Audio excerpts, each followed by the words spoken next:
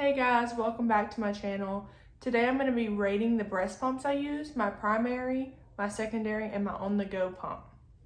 So my primary pump is my Spectra S2.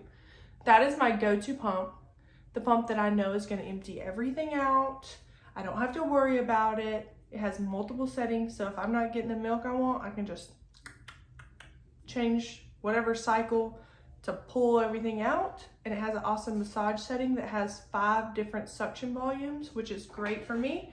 I love it. It's rechargeable. The only thing I would say is it's a little bulky, so I don't really like taking it with me on the go, which is why I have a more on the go pump, which is my LV Stride. But for my Spectra S2, I'm going to give that a 9 out of 10 because most of the time I'm at home anyway, like at night or during the day, I can get everything out with my primary pump. My secondary pumps are going to be my Haka, and I say that because usually if I nurse, I can use my Haka on the other side. That one I'm going to give a 5 out of 10. It doesn't really work for me, especially if I'm really full. It's not ideal, but it can help if you have a clogged duct to like pull everything out. Same thing with my manual pump. That's also my secondary pump. It'll get me out of a bind if I need to pump, say my pump parts are in the dishwasher or I forgot them at work or anything like that. I have my secondary pump to kind of like get things out and get things moving the way I need them to.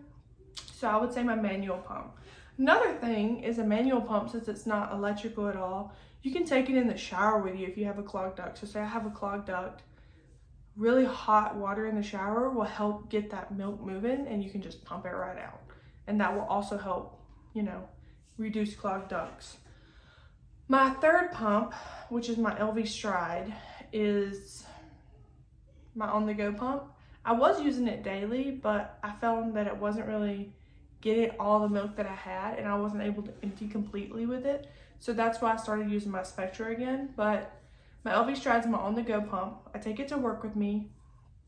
I would give that one like a 6 to 7 out of 10 because even when I changed all my parts, it just still doesn't empty me completely. And I just don't think it has this hospital grade suction it says it does. Not saying it's a bad pump.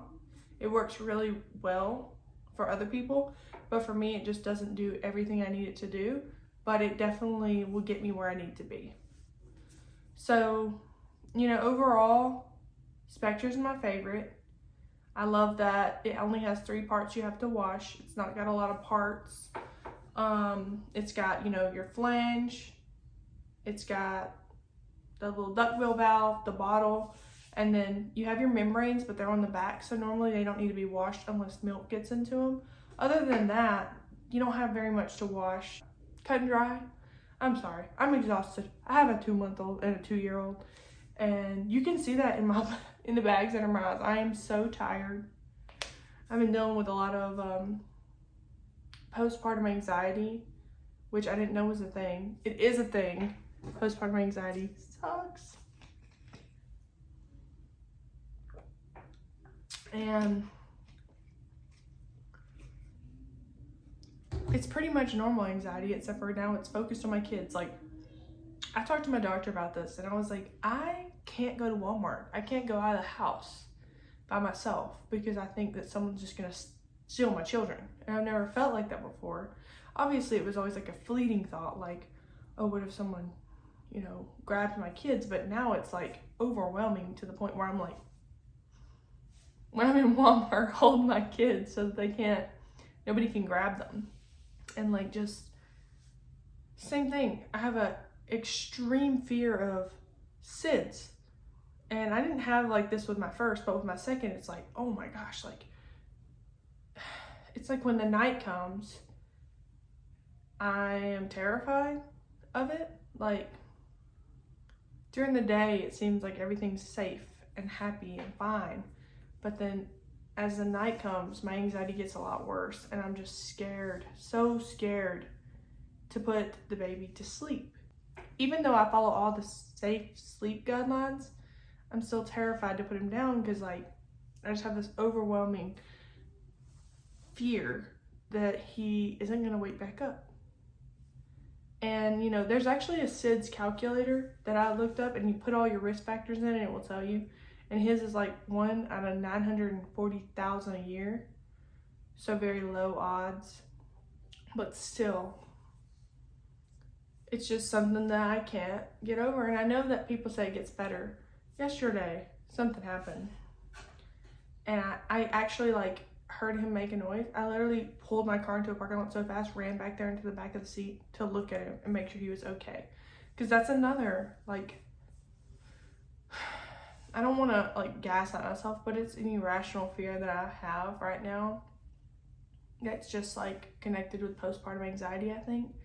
I know that they can put you on medication, but I'm trying my best not to, just because I don't really like being on SSRIs or anything like that, but it is scary. And a lot of people deal with it differently. But for me, I just have to like envision good things in my head. So like every time I get one of those interruptive thoughts, I just have to sit there and be like, no, no, no, no, no. He's gonna wake up beautiful and happy in the morning.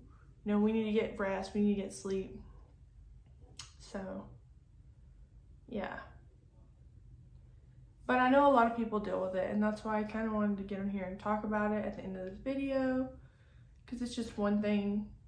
Everyone hears about postpartum depression, but a lot of people don't really talk about postpartum anxiety, and it is a real thing, and it can be very disruptive in your life if you aren't able to tell the signs of it and figure out how to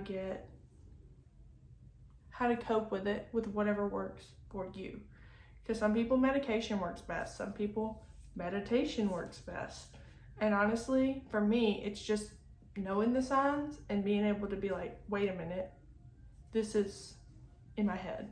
Like, I need to stop and think about, you know, good things, because these thoughts can be very intrusive and they can be very overwhelming.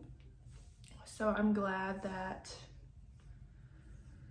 I'm able to recognize that the things that I'm thinking are not normal and that it's something in my head.